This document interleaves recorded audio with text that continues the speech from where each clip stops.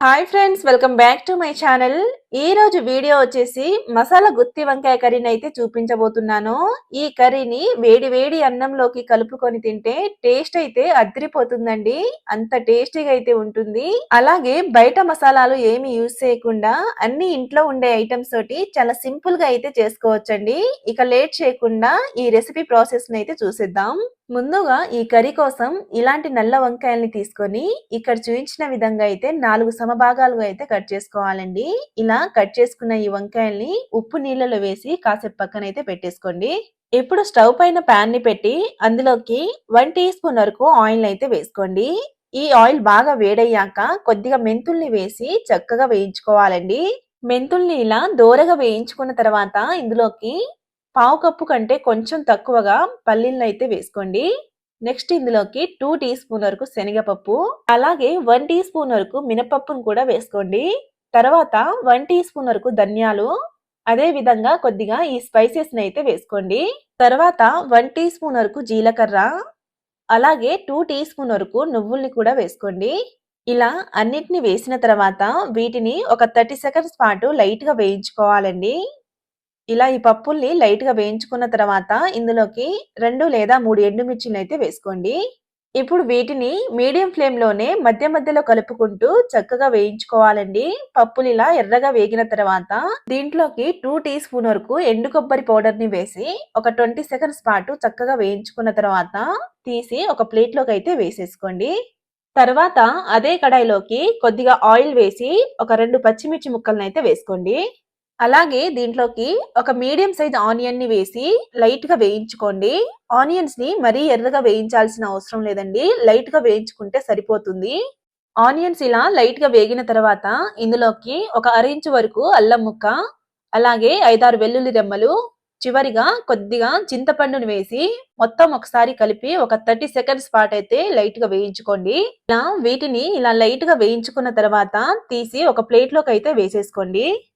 ఇప్పుడు ఒక mixie jar తీసుకొని అందులోకి మనం ముందుగా వేయించుకున్న పప్పులను అయితే వేసుకోండి. తర్వాత 1/2 టీ స్పూన్ వరకు పసుపు, అలాగే 1 టీ స్పూన్ వరకు కారం. ఆల్రెడీ ఇందులో ఎండుమిర్చిని కూడా వేసుకున్నాం కాబట్టి కారాన్ని అయితే చూసి వేసుకోండి. చివరిగా టేస్ట్ సరిపడా సాల్ట్ వేసి మొత్తం ఒకసారి మెత్తగా అయితే గ్రైండ్ చేసుకోవాలండి. ఇలా వీటిని మెత్తగా గ్రైండ్ చేసిన తర్వాత ఇందులోకి మనం ముందుగా వేయించుకున్న పచ్చిమిర్చి ఆనియన్స్ అయితే వేసుకోండి. అలాగే దీంట్లోకి కొద్దిగా వాటర్ ని పోసి మొత్తం ఒకసారి మెత్తగా అయితే గ్రైండ్ చేసుకోవాలండి. చూడండి, ఈ విధంగా అయితే స్మూత్ పేస్ట్ లా అయితే గ్రైండ్ చేసుకోండి. ఇప్పుడు మనం గ్రైండ్ చేసి పెట్టుకున్న ఈ మసాలా పేస్ట్ ని మనం ముందుగా కట్ చేసి పెట్టుకున్న వంకాయల్లో అయితే స్టఫ్ చేసేసుకుందాం. చూడండి, ఇదే విధంగా మిగిలిన వంకాయల్లో కూడా చక్కగా ఈ స్టఫింగ్ అయితే వేసేసుకోండి. ఇలా అన్ని వంకాయల్ని స్టఫ్ చేసుకున్న తర్వాత సగం మసాలా పేస్ట్ అయితే మిగులుతుందండి. ఈ మిగిలిన పేస్ట్ అయితే తర్వాత కర్రీలో అయితే వేసేసుకుందాం. ఇప్పుడు స్టవ్ పైన కడాయిని పెట్టి అందులోకి 4 లేదా 5 టేబుల్ స్పూన్ల వరకు ఆయిల్ అయితే వేసుకోండి. ఈ కర్రీలోకి కొంచెం ఆయిల్ ఎక్కువగానే వేసుకోవాలండి. అలాగే ఒక రెమ్మ కరివేపాకుని వేసి వేయించుకున్నాక ఇందులోకి మనం ముందుగా స్టఫ్ చేసుకున్న వంకాయల్ని ఇలా ఒక్కొక్కటిగా అయితే ఆయిల్లో పెట్టేసుకోండి.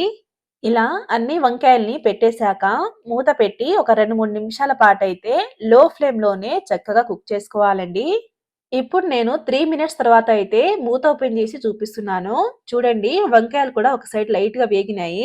వంకాయలు ఇలా ఒక సైడ్ లైట్ గా వేగిన తర్వాత ఇంకో వైపు తిప్పి మళ్ళీ ఒక 3 మినిట్స్ పాటు లో ఫ్లేమ్ లోనే కుక్ చేసుకోండి. ఇలా వీటిని 2 వైపులా తిప్పి ఒక 80% వరకు కుక్ చేసుకున్న తర్వాత ఇందులోకి మిగిలిన మసాలా పేస్ట్ ని కూడా వేసుకోవాలండి. అలాగే దీంట్లోకి పావు కప్పు వరకు వాటర్ ని పోసి మొత్తం ఒకసారి నెమ్మదిగా కలుపుకోండి. ఇలా ఇందులో వాటర్ ని పోసిన తర్వాత నెమ్మదిగా కలిపి లో ఫ్లేమ్ లోనే ఒక 4-5 నిమిషాల పాటు చక్కగా మూత పెట్టి కుక్ చేసుకోండి. ఇప్పుడు నేను 4 నిమిషాల తర్వాత అయితే చూపిస్తున్నాను. చూడండి, కర్రీ కూడా చాలా చక్కగా కుక్ అయి ఆయిల్ కూడా పైకి తేలింది. ఇలా కర్రీని చక్కగా కుక్ చేసుకున్న తర్వాత అంతా ఒకసారి బాగా కలిపి లాస్ట్ కి కొద్దిగా కొత్తిమీరను వేసి స్టవ్ ఆఫ్ చేసేయండి. అంతేనండి, ఎంతో టేస్టీగా ఉండే మసాలా గుత్తి వంకాయ కర్రీ అయితే రెడీ అయింది. ఈ రెసిపీ కనుక మీకు నచ్చినట్టయితే లైక్ చేసి సబ్స్క్రైబ్ చేసుకోండి. అలాగే పక్కనున్న బెల్ ఐకాన్ని కూడా ప్రెస్ చేయండి.